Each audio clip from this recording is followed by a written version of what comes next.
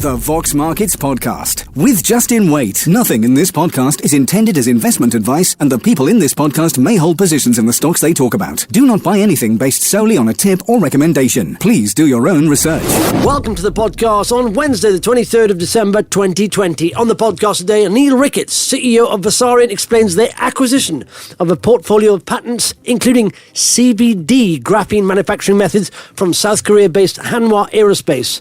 Also on the podcast, Tony Fabrizi, CEO of Blue Star Capital, provides an update in respect of its esports portfolio, as well as investee companies.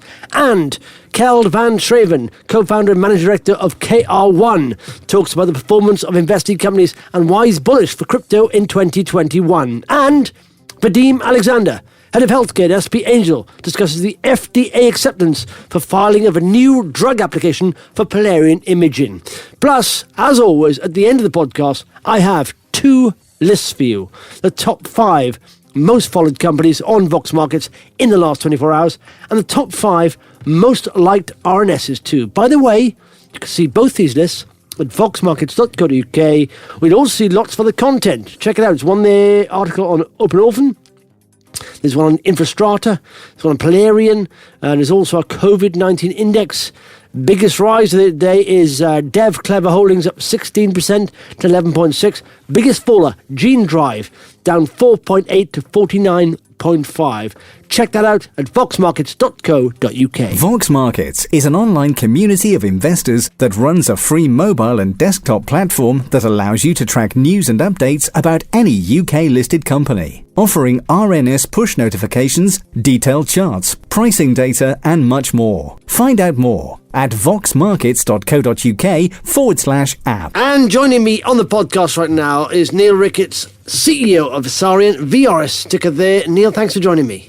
Good morning, Justin, and a very happy Christmas to you. Yeah, you too. And I see you working on the Waite. A couple more days left. Releasing RNSs here. Today, acquisition, subscription, and sharing agreement. So, as always, Neill, there's always people. I have people recommending you to me recently. And I thought, I know about Versarien quite well. It's like it's a brand new company I'd never heard of, And so, just for people not familiar with you, just explain what you're about, please, Neill. Sure. So we're a materials development company, been founded since 2011, and we're looking at the exploitation of graphene as one of those materials. And this announcement today is around the chemical vapor deposition production of that wonder material. Yeah. And first of all, let me say one thing. It seems to be hotting up the electric vehicle market there. What evidence is there that I know graphene's a very conductor that they can help? Because at the moment, of course, I have never bet against human innovation. I think range anxiety will be a thing of the past, and fast charging will be here very soon. But is there evidence that graphene can help in this area? There is actually. If you were to take apart an electric vehicle, you would see that we can use graphene in the carbon fiber composites that are being used to reduce the weight. Things like not only the body panels, but the devices to be able to hold the batteries, the battery trays themselves.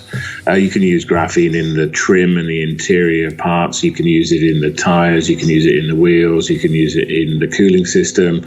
You can use it in the batteries and the supercapacitors, which are starting to make. And you know that we've got our company out in Spain developing our battery materials and our supercap materials using graphene as the scaffold, as we talked about before. And so pretty much every single part of an EV is an area in which graphene could potentially be used. We're working with the Advanced Propulsion Centre up in Birmingham, up in Warwick, at the Warwick University, and on a program called TDAP. And what we're doing there is we're working with a number of car manufacturers. We're there looking at these developments. So it's something that is really kind of very topical at the moment. Yeah, and weight plays a massive part, of course, in reducing carbon. That's the whole goal, isn't it? Reducing carbon footprint. And of course, even planes. And they'll be going to electric soon, and weight is critical for them, of course. So I suppose there's a whole new field there. Okay, let's get into the news today. So acquisition of CVD assets. Now you say that it's chemical vapor deposition. What is that about? Why are you acquiring this company? Why do you need this IP they've got? And just explain what that is, chemical vapor deposition, if you could. Okay, so we're building a portfolio of materials in this area. So we started in 2014 with graphene nanoplatelets that were being produced up at the University of Manchester, and we're delighted with our relationship with the University of Manchester that keeps bearing fruit. That was the first of our products. The second product that came along was the graphene inks, which are a slightly different product, which came from our collaboration with the University of Cambridge. And again, that's a really big area of development for us. And now we've acquired a chemical vapor deposition facility. So that's all the assets and the IP that was originally came from the Samsung Corporation and was currently housed within the Hanwha Aerospace group.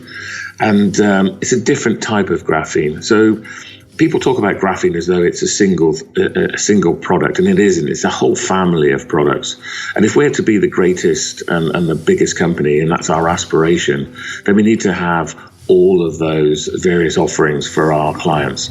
Now, a few years ago, producing chemical vapor deposition was very expensive, tens of thousands of pounds per gram. It was quite eye-watering. But what we've got here is a facility that could produce high-quality, large-format, electronics-grade graphene in commercially viable methods. And that is very, very powerful for us with our relationships with a number of our collaboration partners. And we always talk about our collaboration partners because that's what they are. We're intrinsically involved with them in the development of this technology. Now, chemical vapor deposition is completely different. So when we were talking about the EVs, we were talking about the kind of structural things, using graphene to actually enhance mechanical properties. And chemical vapor deposition is a completely different process for producing a different range of products. And this is about, in the same application, EVs, this is about the displays. This is about being able to use the windows as antenna, or being able to use them and having transparent heating circuits and things like that. So very, very important in all of the activities that we're out there. And now we've been able to acquire that without having to spend tens of millions of pounds to develop that, which is what we estimated it would cost us. So we've assessed the capability, we've assessed the IP. So don't forget, this is a truly large portfolio of IP, which we can now talk to our collaboration partners and start to see, a business model where we are licensing technology as well as producing. Yeah. And logistically, how does that work then? Will you have any kind of operations over there, or will it all come back over here? How does it work? Well, there's a very, very special relationship between South Korea and Gloucestershire, the county in which I'm very supportive of and live in. During the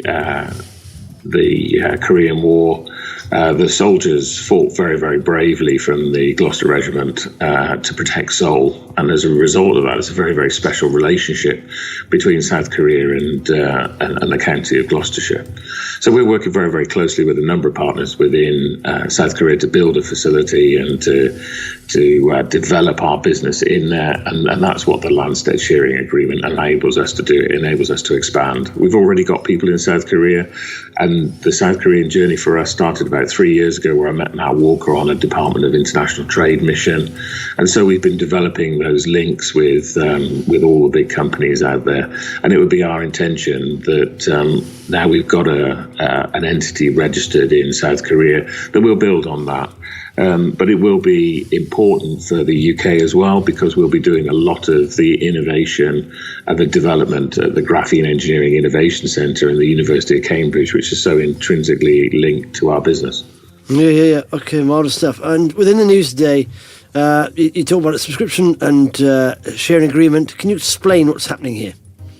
Yeah, this is a little bit of a different relationship to what most people are involved in on the market, because of the timing as we move towards Christmas, and because of the great support that we get from Lanstead. We're delighted to be able to report that we've received £1.42 million of proceeds from the agreement already. It was just a much easier, much more efficient way, whilst the relatively small management team concentrated on the acquisition, that we didn't need to worry too much about the doing a roadshow and a placing and so on. So it's a very efficient way for the business to move forward. And obviously, the proceeds of this subscription, they do go up and down depending on the share price. But we've been very pleased with the proceeds as they've been developed so far in our relationship with Lanstead. So, it's just an easier way for us to be able to move very quickly in these circumstances. Mm-hmm. Yeah. And as far as the year is concerned, end of the year here, what's your thoughts been? And and maybe look forward to the next year. What's your thoughts there?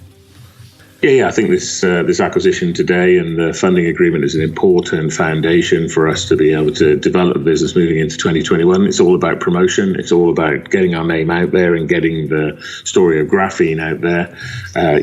Concluding some of the collaborations and getting products out there as we have done with the face mask and the textiles and so on. And if we look back at the year, we've had the G-Scale project. We've had a number of announcements with key partners like Rolls-Royce and Airbus. And, we've developed the business over a very, very difficult period of time. I cannot say enough good things about the team that work around me. This particular acquisition, it's not a 9-to-5 job. We're working on 3 different time zones here. We're working on London, South Korea and the US. It's very difficult for my team, and they've absolutely gone the extra mile for our shareholders and for the directors to be able to achieve this great acquisition in a very difficult time. So I can't say enough, and I hope that they all have a great Christmas and they can put their feet up now for a couple of days and really enjoy some time with their families. For me, it's my father's birthday today, so I'm hoping that I'll be able to see him at some point today and enjoy a bit of downtime. So that's kind of our year in review. Lots and lots of stuff gone on this year. Yeah. Excellent stuff. Neill, as always then, if people are listening, like the sound of your progress you're making and the sector you inhabit but are not yet following, give us 3 quick reasons why they should hit that follow button and add Versarien to their watch list, please. So the first reason is that this is the graphene space is a material space that's developing very, very quickly, and we're right at the forefront of that. And this acquisition kind of hammers home how much we are building on that reputation. The second thing is, as I've talked about, our key relationships with not only our collaboration partners, which are large global blue chips, but also with the University of Manchester and the University of Cambridge, along with a number of other institutions in the UK and overseas. And the last reason is that this is an enabling technology for a lot of other industries, as we've spoken about today, whether that be electric vehicles, space programs, aerospace, or automotive. And so it's a place in which we can really see key developments over the next period of time. Yeah, excellent stuff. Neill, good to chat to you, and have a happy Christmas, and hopefully we'll catch up in the new year. Thanks very much. Thank you very much. The Vox Markets Podcast with Justin Waite. And joining me on the podcast right now is Tony Fabrizi, CEO of Blue Star Capital. BLU is the ticker there. Tony, thanks for joining me. My pleasure, Justin. Now, you've released an update on your esports portfolio, and we'll dig into that in a bit more in a bit, and I can see the stock price is up. But before we get into that, Tony, for someone listening right now who has never heard of Blue Star Capital, just summarise what the business is about, please, if you could. Yeah, Justin, we are an investing company listed on AIM.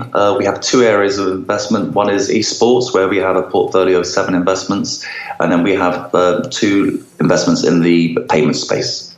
Excellent stuff. Okay, well, let's talk about the update on the esport portfolio there. What's happening there, Tony?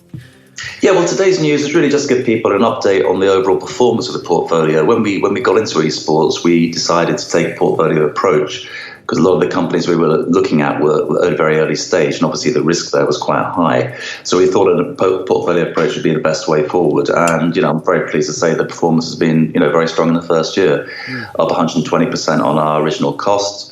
And we've had two big successes in the year. And obviously, we've announced today a couple of smaller disappointments, but those companies are still, looking at interesting deals, and we're still very hopeful. The 5 deals that haven't yet announced, transactions, that we will get news from them next year. But in terms of the overall portfolio, the big winners have so far been Guild, which, as most people know, listed on the standard list back in the beginning of October. And, we're up significantly on that investment, which, I think has got a long way to go. And probably more importantly, in my opinion, is Dynasty, which is our platform play, which has done incredibly well so far. Already announced 4 big deals, forecasting revenues next year of over $10 million. And, I think that business has a significant potential to be, much more than that market cap, certainly next year. Yeah. Let's be honest. The direction of travel for esports is positive, isn't it? Let's be honest. It's all going in one direction. Absolutely. I mean, it's all the news, recent news of obviously the COVID and that sort of thing is so in a funny way is helping obviously esports because people are spending more time at home and just the whole industry is moving significantly forward. So we're very lucky to have got involved as early as we did, and the portfolio approach I think is certainly the right way to go. So we're very excited by that. Yeah. And on the payment side, what Satoshi Pay? What's happening there? Yes, Satoshi Pay, obviously it's been a very long-term investment for us, probably longer than some people would like.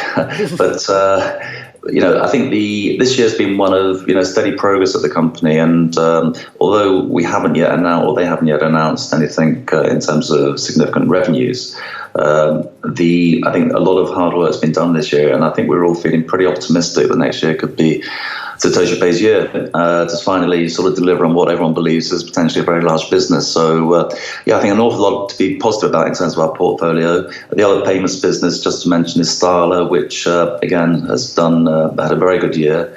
Hopefully news next year on the big deals I've been looking at in Egypt. So we're up 700% on that one over 4 years, and I think There's a long way to go there. So, overall the portfolio, I don't think it's ever been in a stronger position, to be honest with you, Justin. Yeah. Wow, up 7%. It's a nice return if you can get it, isn't it? Wow. Wish we'd been put in more at the beginning, but unfortunately we had no cash at the time, and we had to sort of scrounge around to get the money we did. But we've managed to invest something into it, and it's done very, very well. Yeah, trouble is that's always the way, though, isn't it? As an investor, myself, I'm like, when a company goes very well, I think, I should put more into it. And then when you put something more into another company, that goes down. You think, I wish I'd put less into that. So it's always nice to have a winner, whatever much you put into it. Okay, Tony. Yeah. Well, if someone's listening to this, likes the sound of the space you're inhabiting, what you're doing, then the progress you're making, but are not yet following the story, just give them those 3 quick reasons why they should hit that follow button on your page and add Blue Star Capital to their watch list, please. Yeah, well, esports obviously is a very exciting area, so we're a good play into esports. In terms of our payments businesses, Satoshi Pay, blockchain, crypto, another great play into that market. And just generally overall, I think our NAV is probably going to be significantly higher next year. So anyone looking for a very safe return, we're probably quite a good play. Excellent stuff. Tony, good to chat to you, and have a nice Christmas, Happy New Year, and we'll speak in 2021. Same to you, Justin, and the rest of your audience as well. The Vox Markets Podcast with Justin Waite. And joining me on the podcast right now is Keld van Schreven, co-founder and managing director of KR1. Keld, thanks for joining me. Good morning. Good to be on. Yeah, and you've had a decent bit of news out, and we'll get into that, and also the market, the crypto market is very exciting at the moment. But before we talk about the detail, Keld, for people maybe not familiar with KR1, can you explain what you're about, please? Yeah, sure. KR1 is Europe's leading digital asset investment company supporting early-stage blockchain and DeFi projects. We were founded in 2016, and we've invested and supported many of the key blockchain and DeFi projects that are currently in existence. And we generate quite healthy revenues per month. And we've got one of the longest track records in the industry. That's KR1. Yeah, excellent stuff. And I tell you what, you must be happy at the moment. I mean, crypto assets for a cracking year, Bitcoin rising over 200% in 2020. And what do you think has been the driving force? What's the momentum behind this renewed kind of optimism towards the sector, Keld? Yeah, exactly. I think in short, it's demand. We're seeing lots of American funds, wealth managers hoovering up a lot of the supply of Bitcoin, and also Ethereum's really starting to get some traction with them now. We're seeing publicly traded investment vehicles that are coming up, the ETFs are all coming. Yeah. That's in short form, it's demand, but in long form, it's really like a trifecta of more regulatory certainty around Bitcoin. The SEC and the FCA could have really gone after Bitcoin and Ethereum, but they haven't. In fact, the SEC earlier this year said that Ether is not a security. So that was a pretty big moment. But they will go after the assets that are clearly centralized, controlled. That we saw the lawsuit yesterday with Ripple. So that was just like a complete validation of that. So a couple of other factors in this whole demand cycle, the halvening effect. Yeah. So people have very short memories, but the halvening was in May this year. We've only had 2 halvenings before that, and the Bitcoin price pumped massively after each halvening 6 months later, and it happened again. So, this was very consistent, and that is super valuable trends that people can now say, well, next halvening, pre that halvening, there's probably a bear market. That halvening, 6 months later, we should see some heavy price action. And the kind of the third really important leg of it is that we're seeing all these really incredible, well-known investors absolutely start to stock up on Bitcoin and Ether. We even have rougher investments in London, which I think is the first significant fund in London to put 450 million into a fund. And then in America, we've had Druckenmiller, the George Soros partner. I mean, he's been heavily now into Bitcoin, acquiring that. Paul Tudor-Jones, and then we've got the companies putting Bitcoin on there in the treasury, like with a 1% meme. We've got Square and MicroStrategy, and these are kind of like anti-inflation hedge, it's kind of hedge against inflation, and they like the kind of the primacy of Bitcoin and the kind of the controlled supply and the security of it.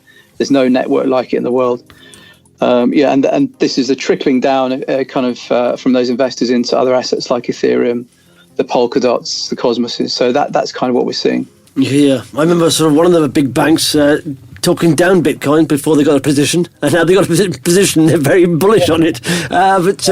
You recently announced 3 new investments called Lido. I hope I'm saying this right. Swarm and Hydra DX. Can you provide a bit more information about them and how they complement your sort of existing portfolio, please, Keld? So these, I think we've done over 50 investments now, so we're pretty well versed in what we like to see. We really love these projects. They're 3 exciting early stage seed investments. So we like to get in early and support the founders, and we know the founders of these projects very well. We felt very aligned to the missions. Lido's staking Ethereum, and that's going to be like a big trend going forward next year and into the future. And we're kind of previously invested in Rocket Pool, which is a similar type of service. It's not a winner takes all market. We love the team behind that, and we think this project is going to do really well. Swarm is like a decentralized Amazon web hosting for AWS, which means you can't take the service down, it can't go offline. And this is really for unstoppable apps that will run forever. And that's like a brilliant, incredible phenomenon, because you could actually run applications forever. And you can host pieces of information forever, in perhaps a few hundred years, Swarm will still be running with content that's been put on, this year. So that's just an incredible thing.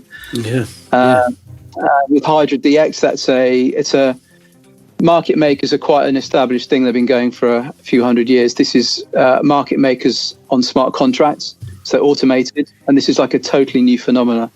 It's just a much better efficient market maker to provide a liquidity for like long tail assets. Those are, we're really excited about all those projects. We think they'll do really well. Yeah. And back on the 17th here, you provided an update on your Polkadot staking activities, which has yielded almost $1 million in 6 months. Do you expect that kind of returns to continue then, Keld, or what? Well, that's a very good question. It really depends on the state of the dot price and the market. But we think, there's many factors to say that Polkadot will perform really well in the future. And a couple of the examples are, one is that there's 300 startups launching on it next year on Polkadot. They all need the native dot token.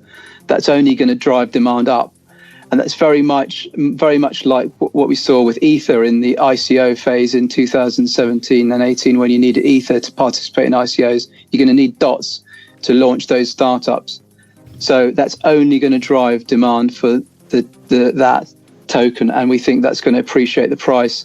And therefore, when the price appreciates, our monthly revenue is going to increase. So yeah, we're pretty confident with that. Yeah.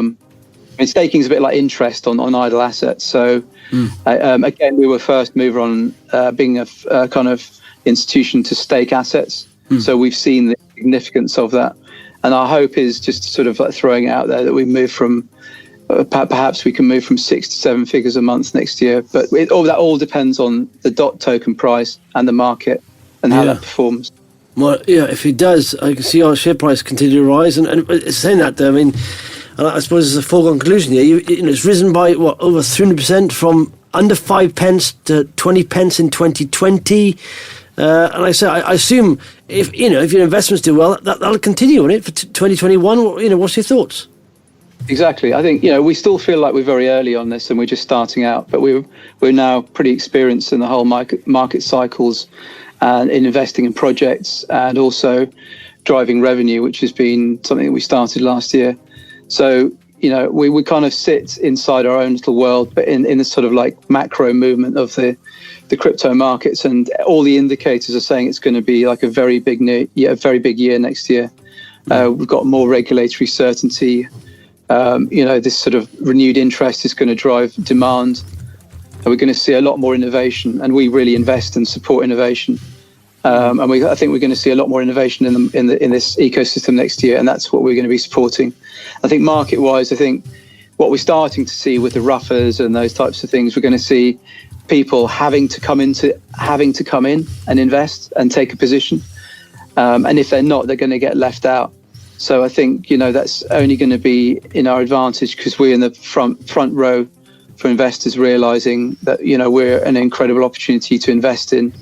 We've got a very good track record.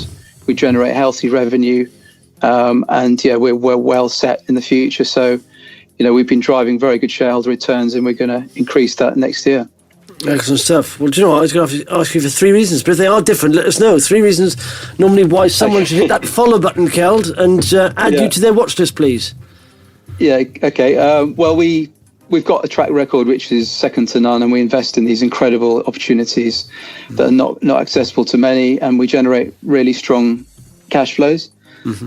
This asset class is the future, and KR1 is one of the oldest and most respected investment vehicles in the space. And the third reason I'd say is really, we've been doing this for 4 years. We're experienced. We've got a compelling story for investors, and they can go and see our results, which are, they stand up for themselves. Yeah, absolutely. Marvellous stuff. Keld, good to chat to you, and have a nice Christmas. And hopefully we'll catch up in the new year. Thanks very much. Yeah. Thank you very much. Cheers. The Vox Markets Podcast with Justin Waite. And joining me on the podcast right now is Vadim Alexandre, Head of Healthcare at SP Angel. You all right, fella? How you doing, Justin? Yeah, I'm good. Do you know what's odd? Very uncanny. I mean, we normally sort of record on a Tuesday, and I said, is anything going on to you on emails? Not too much. So do me a favour. I've got an inkling we may get news on Polarean on the 23rd. If we don't worry. Let's put it in the diary if you can. He said, go on then. If it drops, we'll talk about it. If news drops, we'll talk about it. If it doesn't drop the news, then if nothing's announced, we won't bother talking. And it did drop. And that's because someone, I don't know who, on Twitter said, it's normally a 74-day letter. And I said, what do you mean? They explained it to me, but I forgot what it was about. I think it was delays and weekends and all that stuff. And so I said, okay, well, let's pencil in 23rd then. And it did news come out today, of course, from Polarean on the NDA application to the FDA, new drug application. And let's be honest, everyone was pinning their hopes on a priority review, weren't they? Can you explain what that is, please? I know if you can. Yeah, so basically, Polarean, when they submitted their NDA, which is a new drug application, that's the submission when you're asking the FDA for an approval for your product, okay? So they submitted that in October, and as part of that submission, they asked to get it reviewed quicker, which is called a priority review, okay? So normally, in the way the submission that they applied for, it was a 12-month review process because they asked for this thing called Hatch-Waxman, which is an extension of the market exclusivity period. But anyways, look, they were expecting, as a normal NDA submission, you expect a 12-month review process. And they asked for a priority review, which would have shaved 4 months off of that. Okay.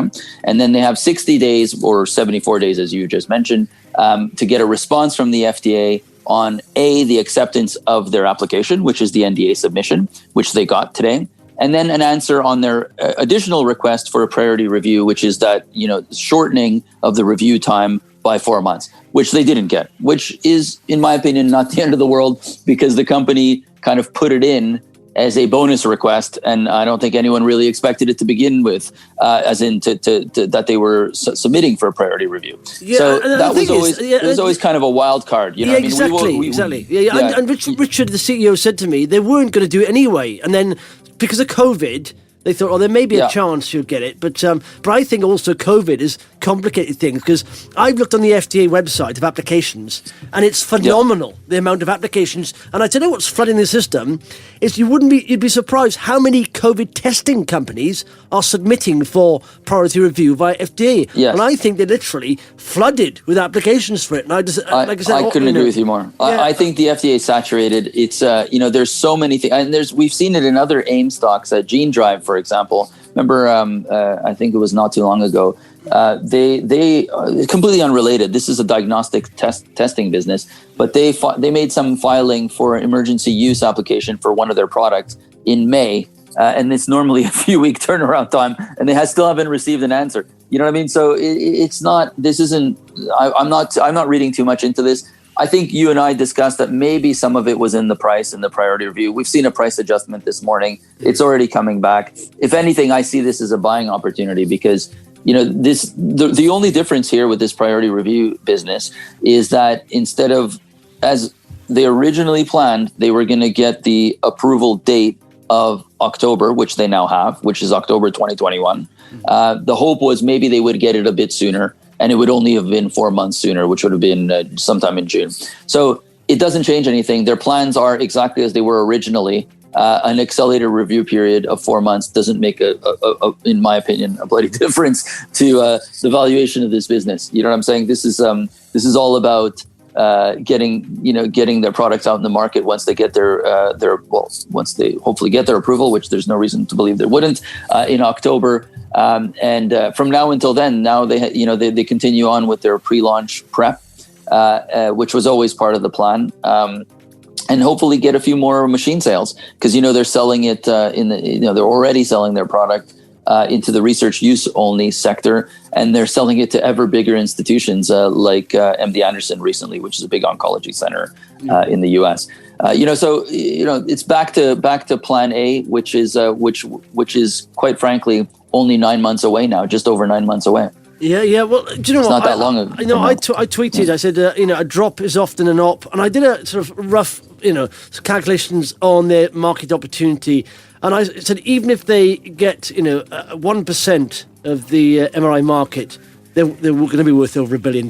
And I said, and essentially, it's a good investment, isn't it? People add this to the MRI scanner, but used more, it's an investment opportunity for most hospitals. And like I said, there isn't tech to compete with it. So I genuinely think, I know 1%, it seems like a lot, or maybe not a lot, but I mean, I think that 1% penetration is doable. And if you look, even the top 100 institutions they're targeting would make them re-rate from here massively. So, yeah, it's one of those things that it's not a big deal. And it would be nice to have it, but like you said, it's not to be done. But already, like you say, the market hasn't got any smaller. The market has got bigger because of long COVID, sadly. Yeah. And so there's more, opportunity, more commercial opportunity for Polarean. I genuinely think, they should have probably given it priority review because it's much needed. But like I said, I think it's down to an admin thing. They just can't cope with it, and they get under pressure already. The FDA for dragging their heels apparently on the vaccines. So that's a massive. And let's be honest. If they're dragging their heels on the big vaccines and they're slow on that compared to everyone else, that's a good point. They're overworked completely. And so, I did say, a drop is often an op. And in this case, I think, I said a while back to you, I think if you look at any company that has, phase 3 clinical trials behind them, massive commercial market, and they are sub 100 million market cap, I think that's a bargain, because they're not going to be here for long. So but I couldn't agree with you more, and I like your the way you say it. A drop is an op indeed in this case, it's many people have watched this stock go up and up and up and looked for the opportunity to get in. Here is a good opportunity. You're absolutely right. It was I think it was a 10% move this morning or something like that. It's already being corrected. Yeah, so it went down to 60. It went down to 17% down. It's now only 8% down. So people. Well, there you go. And the average daily volume on this is 220,000 shares, whereas today we're talking at 9:15. It's 4 times that already. So people, I think, are buying. Obviously, someone's moved it down. People are buying it. So there we are. Well, there you go. And it, like you say, it was a nice to have, and it in no way affects their application. Back to Plan A, which was, like we say, it's in 9 months' time is the big approval date. And that's not that far from now, 9 months and a week or so. Yeah, and what the funny thing is, I remember when they first got the phase 3 trials, and we thought, okay, so the share price moved up towards that, and it rallied towards that. Then we got the positive result, and it didn't really go anywhere because it was sort of expected. Now, what's going to happen again is this, we are expecting to get past on this, in October. So people think, it'll just drop off and just fall away now. No, it won't. It'll rise, several months before the phase 3 happened. It started rising anyway. So as you know, the stock market looks ahead of time. People look down the road. It's all about future pricing, future earnings. So correct. I don't think it'll go to that far because people just buy it again. It'll rally again. So I saw someone someone said to me, if they don't get this NDA, it'll drop to 50 pence. I thought, yeah, you wish. Just because you haven't got any stock, it won't go to 50 pence. And like I said, it's going nowhere near that.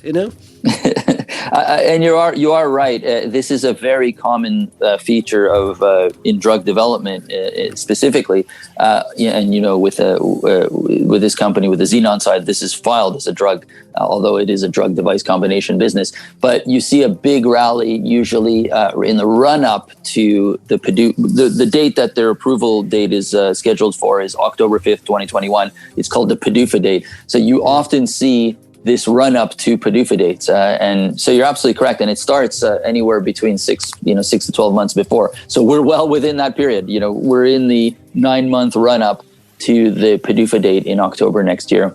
And plus the company isn't, it isn't without news flow. They do continue to sell these machines. So, I expect more news on that in the coming 9 months. I would also expect, this is the important bit that you mentioned, is COVID is one indication, long COVID. That's, we'll hear more about that as well, I'm sure, over the next 9-month period. But we'll also hear about other indications. So you're correct that the applications are growing hugely. I mean, they're just going into bigger and bigger indications. For example, oncology with MD Anderson. That's why I keep going back to that. It's another big area, and it was a new area that's opened up for Polarean, run by a big center.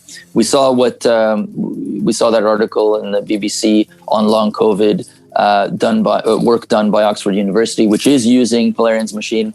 So all these things are still to come in terms of the development of those projects, getting more news flow, getting scientific publications coming out. That is what the next 9 months are about. There's a lot of news around this, around the work that others are doing using these machines already, and then the company themselves in terms of selling these machines. So that's what I expect the next 9 months to be. You're correct. This is a good opportunity to get in. I think you probably will see. We never know. No one can guess what share prices do, but often you do see a run up ahead of a PDUFA date. Yeah, exactly so. Marvellous stuff. Vadim, thanks for coming on. Have a happy Christmas and a nice new year, and hopefully we'll speak in 2021 when hopefully we'll be going back to normal, you know? Hopefully. Yeah, it's been a tough year, Justin, and have a good Christmas and year, and let's see what the virus brings in the new year. Hopefully we'll have a better 21. Okay, it's time for the top 5 most followed companies on Vox Markets in the last 24 hours. And they are at 5. Ilika. That's the second EV play of mine. I was going to release a video, but it started breaking out, so I thought I'll reveal it now because the share price is moving, so give people the opportunity to sort of do some quick research. But it's a big EV, solid-state batteries. Their peer in America is QuantumScape, an investment by Bill Gates, solid-state batteries, valued at $40 billion. It's pre-revenue. At 4, Intelligent Ultrasound, non-mover 13.75. At 3, Tirupati, I always have problems saying this. Tirupati Graphite, and there's a Graphite. What's wrong with me? And that's down 3.6% to 66.5. At 2, Powerhouse Energy, down 11.7% to 6.8. And at 1, Active Energy Group, up 15.55% to 0.825. All right, top 5 most liked RNSs are as follows. Rambler Metals and Mining, LOI signed to sell Nugget Pond Gold Plant. At 4, Melody VR Group launched into Asia via exclusive Singtel partnership. At 3, Jangada Mines year-end newsletter. Wow. I feel liking that. At 2, Open Orphan successful completion of toxicology study. And at 1, Polarean Imaging FDA acceptance for filing of new drug application.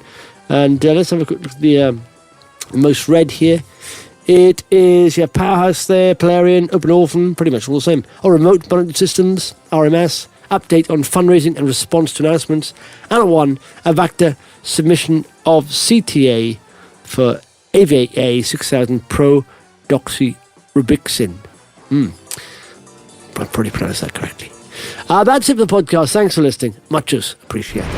The Vox Markets Podcast with Justin Waite. Nothing in this podcast is intended as investment advice, and the people in this podcast may hold positions in the stocks they talk about. Do not buy anything based solely on a tip or recommendation. Please do your own research.